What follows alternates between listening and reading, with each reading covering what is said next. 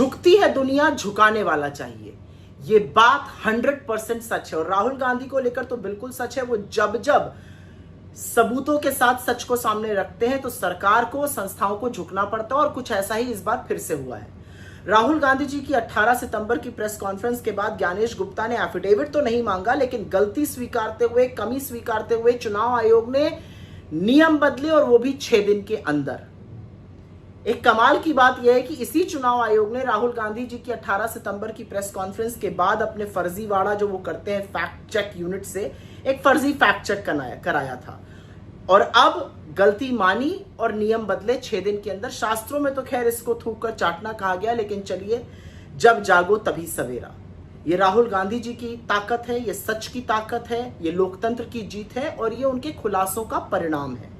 तो हुआ ऐसा कि 18 सितंबर को राहुल गांधी जी ने एक प्रेस कॉन्फ्रेंस करी और प्रेस कॉन्फ्रेंस के माध्यम से सबूत सामने रखकर बताया कि कैसे कर्नाटका की आलंद विधानसभा में बड़े पैमाने पर वोट चोरी की साजिश रची जा रही थी। लोगों के वोट काटे जा रहे थे, ऑनलाइन वोट ये काटे जा रहे थे और जिनके एपिक आईडी यूज करके काटे जा रहे थे उनको इसका जरा सा भी अंदाजा नहीं था। उन्होंने सारे सबूत सामने रखे और उसके तुरंत बाद चुनाव आयोग सख्ते में आया और उन्होंने नियम बदले। अब ऑनलाइन वोटर नाम काटने के लिए ई वेरिफिकेशन की जरूरत होगी।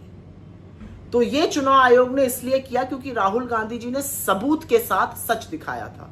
तो कुछ बातें साफ हो गई। राहुल गांधी जी के जो सबूत थे वो 100% पुख्ता सबूत थे।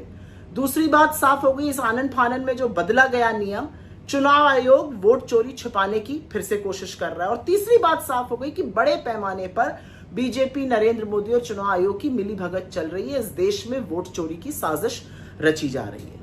लेकिन ज्ञानेश बाबू, सिर्फ नियम बदलने से काम नहीं चलेगा। आपको कर्नाटका के सीआईडी को वो सारी आंकड़े और डिटेल देने होंगे जो उन्होंने मांगा है जांच पूरी करने के लिए। जांच में आप रोड़ा बनना बंद कर दीजिए। और जाते जाते एक बात आपसे और कहूंगी, जो आपकी ये फर्जी फैक्ट चेक यूनिट है ना, उसको भी बंद कर दीजिए।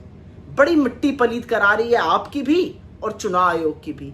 वैसे भी कोई साख बची नहीं है, जो रही सही है वो आपकी फैक्ट चेक यूनिट पूरी कर दे रही है।